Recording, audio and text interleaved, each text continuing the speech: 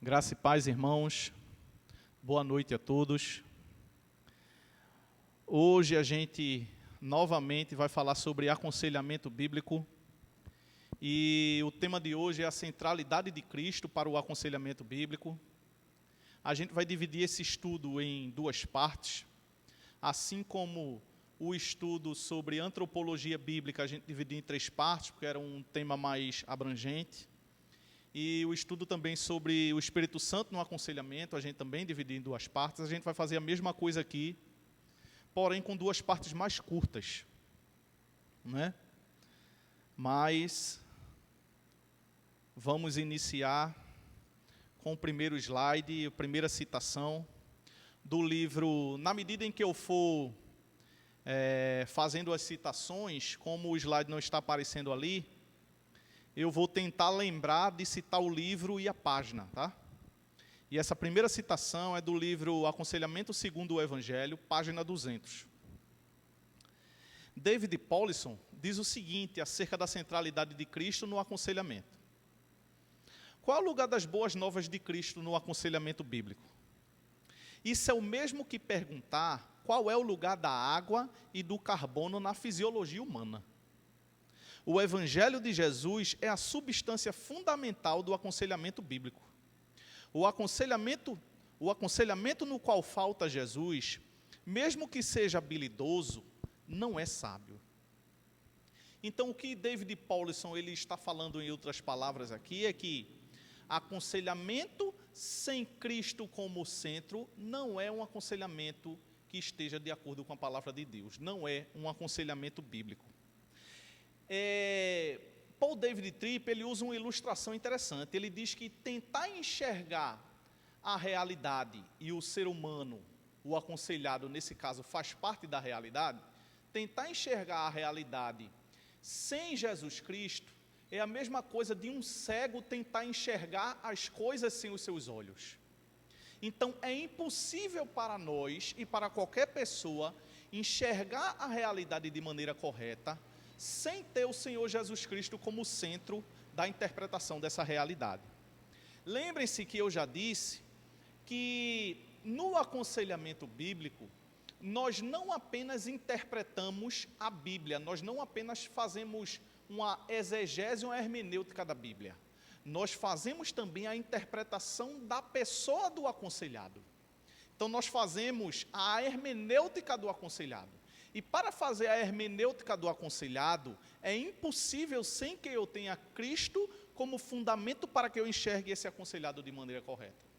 Então, primeiro nós fazemos a interpretação ou a hermenêutica da Escritura para depois fazer uma interpretação daquele a quem a gente está aconselhando. E isso é impossível de fazer de maneira correta sem ter Cristo como centro do nosso aconselhamento e da interpretação da realidade das pessoas. O segundo slide, que é tirado do livro Teologia do Aconselhamento Bíblico, na página 163, esse é o livro de Heath Lambert, e fala sobre a união com Cristo. Então a gente vai ver qual a importância do ensino que a Bíblia nos ensina sobre a união que os crentes têm com Cristo para o aconselhamento bíblico. A doutrina da união dos crentes com Cristo ensina que Deus considera ser verdade para aqueles que confiam em Jesus, tudo aquilo que seja para o próprio Cristo. Quando uma pessoa vem a ter fé em Jesus, Deus a vê como se ela tivesse vivido a sua vida, merecido os seus benefícios. Então, o que ele está dizendo aqui é que, pelo fato de os cristãos estarem unidos, ou na teologia sistemática chama-se essa doutrina de a união mística dos crentes com Cristo, pelo fato de os cristãos estarem unidos com Cristo, Deus considera os cristãos como se fossem o próprio Cristo, no sentido de que aquilo que Cristo fez é agora aplicado aos cristãos. Então, para Deus, é como se os próprios cristãos tivessem feito aquilo que Cristo fez, pelo fato deles estarem unidos ao Senhor Jesus Cristo.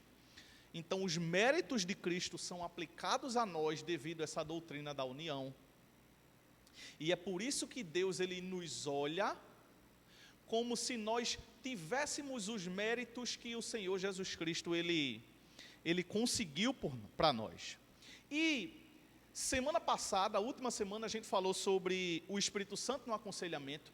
E é o Espírito Santo quem faz com que o crente se torne unido ao Senhor Jesus Cristo quando nós somos batizados no Espírito Santo. Então, o batismo com o Espírito Santo é o momento da união do crente com Cristo. Cristo, ele se torna unido ao crente, ele faz uma união com o crente por meio da pessoa do Espírito Santo. A gente já falou aqui da doutrina da pericorese. O Espírito habita dentro do Senhor Jesus Cristo habita no Espírito, o Pai habita no Filho e no Espírito, e ambos habitam no Pai. Então, dentro do seio da Trindade, há essa união entre as pessoas. Onde uma pessoa está, a outra pessoa também está. Então, quando o Espírito Santo vem habitar dentro de nós, o Senhor Jesus Cristo habita em nós por meio do Espírito Santo. E o Espírito Santo nos une ao Senhor Jesus Cristo, e é por isso que nós fazemos, como a Bíblia diz, parte do corpo de Cristo. Ser parte do corpo de Cristo é uma consequência de estar unido ao Senhor Jesus Cristo na pessoa do Espírito Santo, no momento do batismo com o Espírito Santo. Então, isso tem consequências que a gente vai ver posteriormente, mas isso é extremamente importante para a doutrina para o ensino sobre aconselhamento bíblico, porque todos os benefícios que a gente tem é devido a essa união que nós temos com o Senhor Jesus Cristo. Ainda falando sobre a união do crente com Cristo, Mark Driscoll, no livro Quem Você Pensa Que É, nas páginas 12 e 33, diz o seguinte: você não é o que lhe fizeram, mas sim o que Jesus lhe fez. Você não é o que você faz, mas sim o que Jesus já fez. O que você faz não determina quem você é. Quem você é em Cristo determina o que você faz. Como cristãos, vivemos de nossa identidade e não para nossa identidade. Somos definidos por quem somos em Cristo, não pelo que fazemos ou deixamos de fazer para Cristo. Ele define quem somos por quem Ele é e por aquilo que Ele fez por nós, em nós e através de nós. Compreender isso é a chave para a transformação. Então, essa citação a gente pode dividir ela em duas partes. Primeiro é quando ele diz que, como cristãos, vivemos de nossa identidade e não para a nossa identidade. Então, Jay Adams, ele usa uma ilustração interessante, que ele diz que os cristãos já são considerados perfeitos em Cristo aos olhos de Deus, e ele usa uma ilustração que é o seguinte: ele diz que é como se Deus tivesse nos dado uma roupa, e essa roupa já é nossa, e nós não agora obedecemos a Deus para que nós ganhemos essa roupa. A gente obedece a Deus para que a gente seja encaixado nessa roupa que já é nossa. Então a gente vai sendo moldado pelo Espírito Santo para que a gente caiba nessa roupa de maneira adequada. Então essa roupa não pode ficar folgada em nós. E como é que essa roupa não fica folgada em nós? A identidade de Cristo, a perfeição de Cristo que foi aplicada a nós, quando a gente vai crescendo em santidade e a gente vai se aperfeiçoando e vai se ajustando a essa roupa que o Senhor, Deus nos deu, por causa daquilo que Jesus Cristo fez. Ou a gente poderia usar outra ilustração. Quem já viu história, principalmente na Idade Média, ou nos tempos antigos mesmo, a gente vê muitas vezes na Bíblia, que os reis eles eram sucedidos por seus filhos. E muitas vezes existiam reis que eram crianças. Ora, um rei que é uma criança, ele é rei, mas ele ainda não se comporta como rei pelo fato de ser criança. Então ele vai aprendendo ao longo da vida dele a se comportar para que seja moldado de acordo com aquilo que ele já é, que é rei. Então ele vai se ajustando àquilo que ele é. Ele vai aprendendo a se comportar de acordo com o posto que lhe deram, o cargo que lhe deram. Então Deus, ele nos considera perfeitos em Cristo, e a gente vai sendo encaixado nessa perfeição na medida em que a gente cresce em santidade. A gente vai se ajustando a essa roupa, a nossa identidade que foi dada a nós por Deus em Jesus Cristo. Uma noção correta da união com Cristo evita o legalismo. Então, não apenas isso, o Mark Driscoll diz aqui, mas ele, no finalzinho da frase, ele diz o seguinte: ele define Jesus Cristo quem somos, por quem ele é, e por aquilo que ele fez por nós, em nós e através de nós. Compreender isso é a chave para a transformação. Enquanto a gente não compreende que a nossa identidade está fundamentada na pessoa do Senhor Jesus Cristo, Deus nos considera sermos quem nós somos por causa do Senhor Jesus Cristo, a gente vai ter a tendência a ser legalista. E existem dois aspectos do legalismo. Existe um aspecto do legalismo, que é aquela tentativa de você querer fazer algo como se aquele algo, aquela obra que você faz, fosse lhe tornar adequado para entrar no céu. Então existe esse aspecto do legalismo, quando você faz alguma coisa com a tentativa de que você seja aceito aos olhos de Deus e vai entrar no céu por causa daquilo que você está fazendo. Existe outro aspecto do legalismo, que é o fato de você descansar na lei. Quando você, por exemplo, não obedece a Deus com a intenção de entrar no céu, mas é como que você obedece a Deus e tem a intenção, ou tem na sua mente, pensando que você só vai ser aceito como filho aos olhos de Deus, porque você está obedecendo a Ele, ou Deus vai lhe amar somente quando você obedece a Ele. Então fica esse dilema na sua vida, quando você não crê na obra perfeita do Senhor Jesus Cristo e na união que você tem com Ele. Você fica pensando: rapaz, se eu não fizer isso, Deus não vai estar me amando nesse momento em que eu não estou obedecendo a Ele.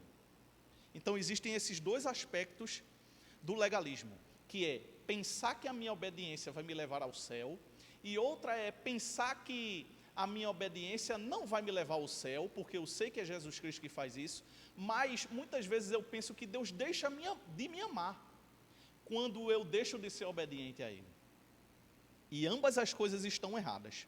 Quando a gente tem um entendimento correto da união com o Senhor Jesus Cristo, a gente fica livre desses dois aspectos do legalismo. Tá, ok? Então, a doutrina da união com Cristo é extremamente importante para quando nós formos aconselhar as pessoas, porque muitas vezes as pessoas pensam que a sua identidade está ligada a outra coisa, que não ao fato do Senhor Jesus Cristo ter feito aquilo por ela, ter feito todas as coisas que Ele fez no lugar dessa pessoa. Mais uma vez, mais um slide falando sobre a união com Cristo, e nessa primeira parte do estudo a gente vai falar só sobre esse assunto do crente unido ao Senhor Jesus Cristo.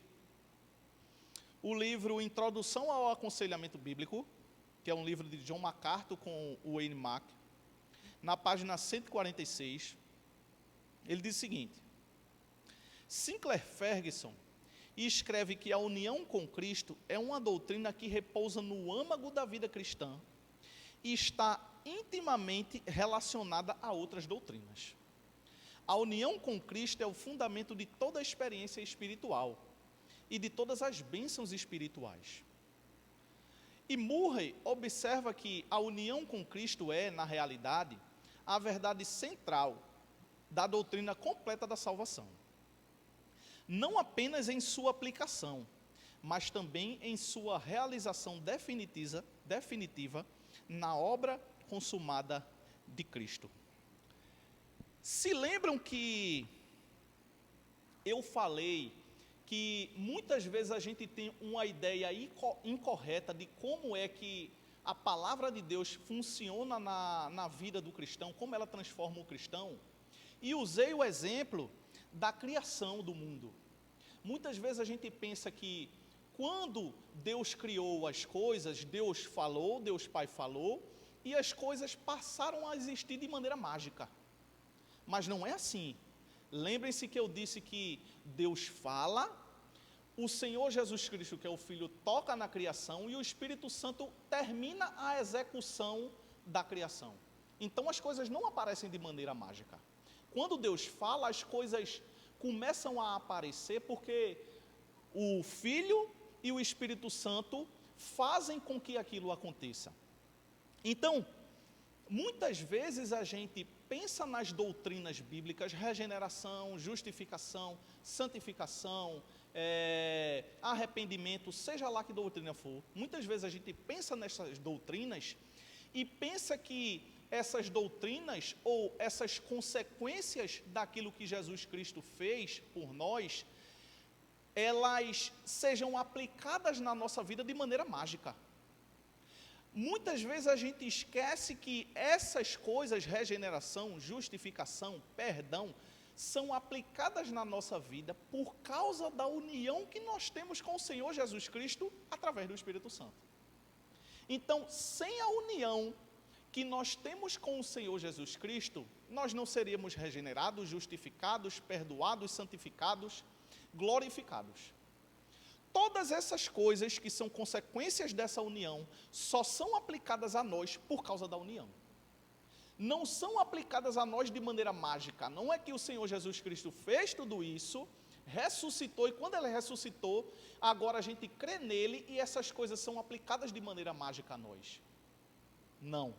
O Espírito Santo, quando habita dentro de nós, lembrem-se que o Senhor Jesus Cristo habita dentro do Espírito Santo, e o Espírito Santo habita no Senhor Jesus Cristo. Quando o Espírito Santo habita em nós, Jesus Cristo habita em nós por causa do Espírito Santo.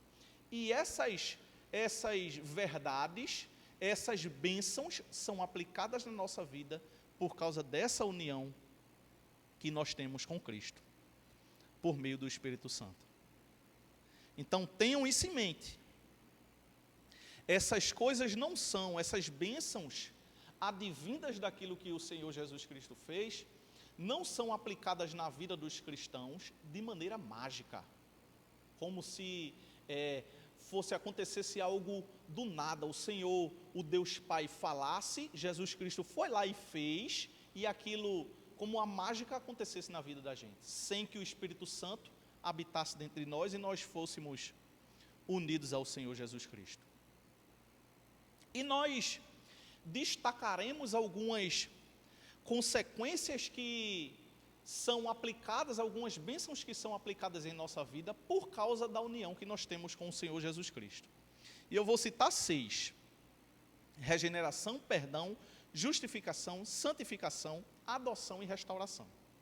Regeneração, ou conhecido na Bíblia como o novo nascimento, nada mais é do que o fato de Deus pegar o coração do ser humano, que era de pedra, e transformar em um coração de carne. Ou, usando outra metáfora bíblica, pegar aquela pessoa que estava morta espiritualmente e dar vida a ela.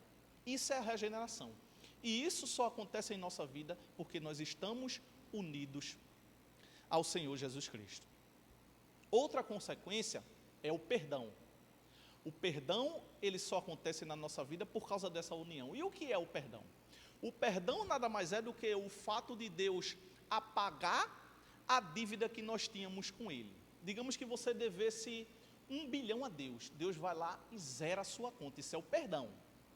Vejam, a gente vai fazer uma distinção que é com o que vai vir agora, que é a justificação.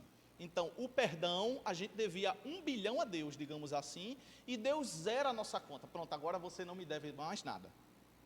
Só que tem a justificação, que também é consequência da união com Cristo.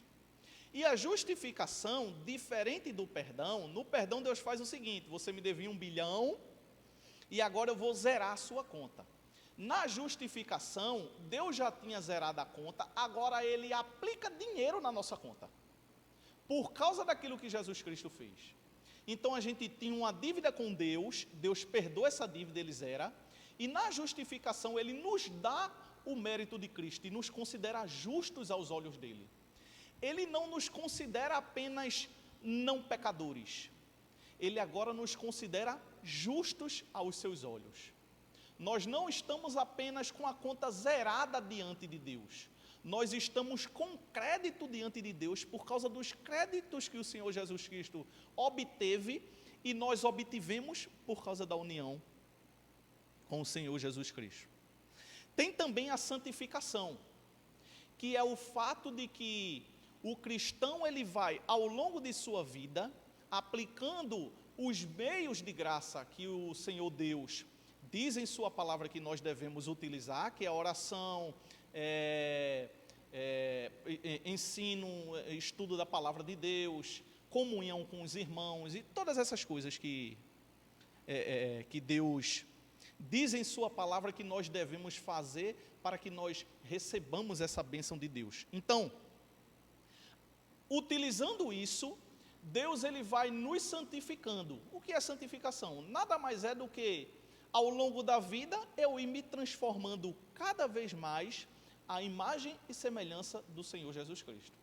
Então, o crente, ao longo de sua vida, ele vai ficando cada vez mais parecido com o Senhor Jesus. Isso é santificação. É você se afastar do pecado? É.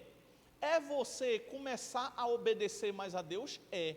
Mas no final das contas, eu posso dizer que o fato de eu me afastar do pecado e começar a obedecer mais a Deus, nada mais é do que eu estar me transformando cada vez mais à imagem do Senhor Jesus Cristo. Outra consequência da união com Cristo é a adoção. Lembre-se que geralmente as pessoas pensam, como aquela música de Luiz Gonzaga, né? Que Deus é pai de todo mundo é filho de Deus. Só que, biblicamente, nem todo mundo é filho de Deus. Todos são criaturas de Deus. E como é que a gente faz para que a gente se torne filho de Deus? Quando a gente é unido ao Senhor Jesus Cristo, a gente se arrepende dos nossos pecados e crê no Senhor Jesus Cristo. Quando isso acontece, Deus nos adota como seus filhos. Então, nós fazemos parte da família de Deus por causa da união com o Senhor Jesus Cristo. E, por fim, outra bênção que é decorrente da união com Cristo e que eu quis frisar aqui é a restauração de todas as coisas. Lembrem-se que a gente não apenas vai morar no céu. O céu, na doutrina reformada, nas igrejas reformadas, é considerado um estado intermediário. Então, quando o crente morre agora, ele vai para o céu. E está com Cristo lá, desfrutando das bênçãos celestes. Só que um dia, tudo vai ser restaurado pelo Senhor Jesus Cristo.